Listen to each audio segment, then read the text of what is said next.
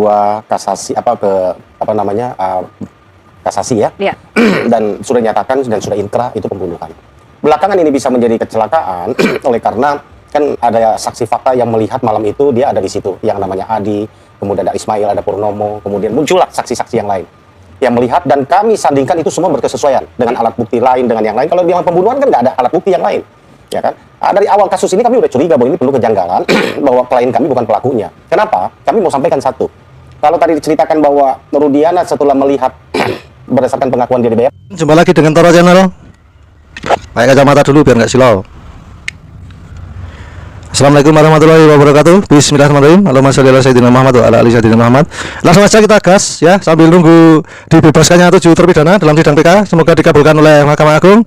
Kita simak keterangan yang jujur, lugu, cerdas, bijaksana, dan berdasarkan ketuhanan yang Maha Esa yang diterangkan oleh Bang Jutek Bongso dalam podcast acara TV swasta, yang dimana Bang Jutek Bongso menerangkan berdasarkan putusan pengadilan dan saksi-saksi. Saksi ahli ada 5 dalam persidangan PK, dan saksi kunci, saksi fakta, dan saksi alibi ada 49, dan semuanya berkesesuaian tak terbantahkan. Mari kita simak pernyataan Pak Jutek Bongso dari tim Paradi, pahlawan kebenaran, yang wajib diterima PK-nya oleh Mahkamah Agung sehingga bisa terbebas dari 7 terpidana tersebut. Mari kita simak kecerdasan Pak Jutek Bongso, pengacara profesional dari tim Paradi. Lanjut. Ya, dia datang ke Polsek Talun melihat motor dan melihat bahwa itu nggak mungkin itu kecelakaan, lalu melakukan penyelidikan sendiri sebagai polisi. Lalu tanggal 31 Agustus 2016 itu dia bertemu dengan Aib dan Dede. Lalu timbullah cerita dan terus, dan ini sampai ke hari ini jalan cerita itu. Lalu sekarang katakan bukan hanya dari Aib dan Dede, ya saya nggak tahu dari mana lagi, karena itu fakta persidangan. Ya. Siapa tahu ada sutradara lagi, kita mau tunggu, gitu kan? Nah, kami nggak tahu itu dari mana. Kalau berdasarkan fakta persidangan dan di dalam pertimbangan hanya itu. Siapa tahu ada lagi yang baru, ya kami tunggu, makanya kami lagi tunggu, gitu kan? Ya. Kalau memang itu ada lagi bahwa Rudiana bukan datangnya dari mana, dari Aib dan Dede, karena dalam laporannya, dalam fakta persidangan jelas-jelas itu mengatakan itu satu. Yang kedua, bahwa kami melihat kenapa Aib ini bercerita begitu. Rupanya dalam fakta persidangan kami terungkap, ya, bahwa tanggal 25 Agustus 2016. Tepatnya 2 hari sebelum kejadian, tanggal 27 Agustus 2016, Aib ini pernah digerebek oleh warga. Karena? Ya, karena membawa perempuan masuk ke tempat kerjanya di bengkel itu, di tempat cuci mobil itu. Oke. Ya kan? Dan yang menggerebek itu termasuk ada di antara para terpidana ini. Oke, jadi ada motif di sini. Ya, kami melihat ada hubungannya ke situ ya. Kami melihat ada hubungannya ke situ. Ya. Ditambahlah ketidakyakinan Rudiana saat itu, menurut saya ya, saat itu ditambah dengan bahwa dia bisa menjelas. Makanya kalau dia bilang dia di warung Madura itu hanya satu saat itu, di depan MAN 2. Itu jaraknya 120 meter, kami sudah ukur. Kalau yang kemarin Dena yang beredar, itu di depannya tempat pencucian mobil, ya, itu namanya warung nasi kuning. Jam 4 sore sudah tutup, nggak ada. Gitu. Kalau dia bilang beli rokok, itu adalah, di dalam putusan itu mengatakan, di depan warung Madura, depan MAN 2. Bukan di depan tempat cuci mobil. Itu yang kemarin kita rekonstruksi, gitu kan? Itu yang sekarang beramai apa? 120 meter. Ya, bahwa itu jadi sekian meter dan apa semacam. Kami sudah sampaikan. Baca lagi ini putusannya. Di dalam kronologisnya itu adalah dia beli rokok di warung Madura di depan MAN 2. Itu jelas. Itu dalam pertimbangan hakim, dalam putusan. Dalam kronologis kesaksian itu sampaikan. Kemarin ada sanggahan tidak waktu itu? Nggak ada. Justru pemilik warung mengatakan, betul nggak ada yang beli rokok? Nggak ada malam itu, dan dia buka sampai jam 12 malam. Ketika dia buka sampai jam 12 malam, ditanya lagi, ada nggak yang kejar-kejaran? Ada nggak geng motor yang lewat? Nggak ada, sepi Pak, katanya. Ada nggak berantakan? Nggak ada. Ini fakta ya, ini yang kita mau sampaikan. Jadi saya sekaligus meluruskan bahwa kan kita bukan berkata-kata dan tidak membelokkan keadaan. Ya, kalau ada yang mengatakan itu di depan warung itu ada di depan tempat kerjanya Aib, yang 6 meter yang disebut dengan warung, ada warung di situ. Itu namanya warung nasi kuning. Sekarang pun masih ada. Gitu kan? Itu buka sampai jam 4 sore. Tapi dalam putusan ini maksud dengan warung itu adalah warung di depan MAN 2. Baca lagi aja. Saya sudah puluhan kali baca itu. Baik. Gitu kan? Oke. Bu Elsa mungkin ada komentar karena Anda yang mengatakan bahwa jarak warung itu 6 meter.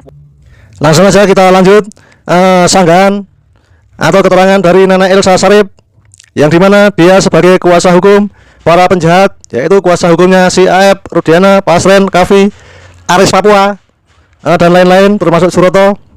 Pokoknya tim kuasa hukum para pencoleng, para penjahat yang dibelanya. Yang penting ada ininya, yang penting ada cuannya, tetap dibela mati-matian.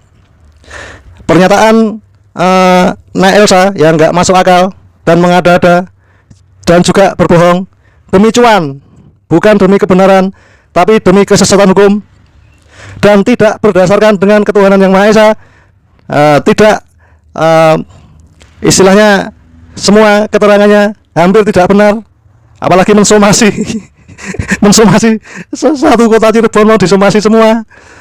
Dan yang aneh-aneh nggak masuk akal, harusnya anak Elsa ini sudah pensiun, sudah duduk manis di rumah, cuci kaki, cuci tangan, lalu bubuk, harusnya gitu. Tapi ini masih bekerja demi cuan. Hidup di dunia cuma mencari cuan, tapi tidak mencari pahala. Sungguh sesat hidupmu, Nek. Mari kita simak. Kemudian juga menanyakan kepada Suroto, kepada itu Supadi, Suja dan semuanya ya. Dari hasil itu baru ke lapangan. Jadi lihat ininya, helmnya, lihat motornya. Terus bertanya kondisi yang lain-lain, dokter sudah lupa. Jadi nggak sembarangan aja, Mbak. Jadi dilihat, terus kemudian ditanyakan apakah itu ada kecelakaan di sana. Yang jawab nomor satu waktu itu Dede. Dede bilang nggak ada, yang ada kecelakaan justru Dede. Tapi Dede itu baru kerja 2 bulan, tidak tahu bahwa nama-nama orang itu. Tapi dia mengenal. Baik. Dan kalau Aib sudah bekerja 5 tahun. Jadi dia mengenal dan kemudian bukan Aib aja sekarang. Oke lah Dede menyatakan ada namanya Sirana alias Piying. Itu dia terang-terangan menjelaskan sampai sekarang tidak pernah berubah, menjelaskan bahwa ada di BAP berkas, ada juga di putusan, dan dia melihat adanya perkelahian, pukul-pukulan. Dia melihat perempuan bernama perempuan kecil, dia bilang, dan dia yang melerai dan supaya jangan ribut berantem itu, pukul-pukulan itu aja. Jadi saya nggak akan nambah saksi karena kan kita tidak punya kewajiban, putusan itu sudah inkrah, apalagi udah gerasi kepada presiden, kepala negara yang paling tinggi ya. Baik. Pasti untuk putusan presiden tidak langsung itu pasti tanya kepada majelis, kepada ketua MA, Baik. kepada seknek, kepada menteri dan HAM, terus kepada Menko Polhukam. Jadi nggak sembarangan melakukan hal itu. Baik, Bu Elsa, kalau boleh tahu apa kabar Ibtu Rudiana hari ini? Bagaimana komentar dia menyaksikan seluruh persidangan PK ini? Dia kasih tahu poin-poinnya, ini nggak benar, ini dia kasih tahu saya, dan saya juga sedang lakukan segala upaya hukum yang benar ya untuk kepentingan klien saya. Dan Pak Jutek berupaya melakukan PK untuk kepentingan klien, ya silakan, kita saling menghormati. Apa kabar dengan somasi-somasi yang dilakukan? Kita akan lakukan. Iya pasti. Itu namanya melakukan upaya hukum. Katanya kan Jumat lalu kan Bu untuk Jumat lalu untuk Ibu Titin. Kita rapatkan semua itu, dan kita akan melakukan suatu verifikasi dan validasi terhadap saksi-saksi yang ada di PK. Kan tuh banyak tuh, kalau nggak salah saksinya 49 saksi fakta, 5 ahli. Jadi satu-satu saya akan lakukan verifikasi, validasi, dan mana yang oke, yang mana yang tidak oke, dan itu kan cukup memakan waktu. Baik. Yang tidak sebentar. Tidak bisa sebentar. Baik. Kalau di sana kan per hari sampai 150 orang. Tentunya berbagilah cepat. Kalau kita kan nggak banyak orangnya yang melakukan hal ini. Oke. Ibtu Rudiana itu tahu tidak Ibu Elsa keberadaan Aib? Karena yang ditunggu-tunggu oleh banyak orang adalah kemunculan dari saksi kunci Aib. Kita tidak pernah tahu keberadaannya, dan kemudian orang-orang berasumsi bahwa Rudiana tahu di mana keberadaan Aib. Rudiana nggak tahu. Yang tahu saya. Pada waktu sidang di lokasi, Aib ada sama saya, sama Fitra. Jadi nggak usah kejar-kejar Rudi dulu deh. Yang tahu saya kuasa hukumnya. Dan apa komentar Aib, Bu Elsa?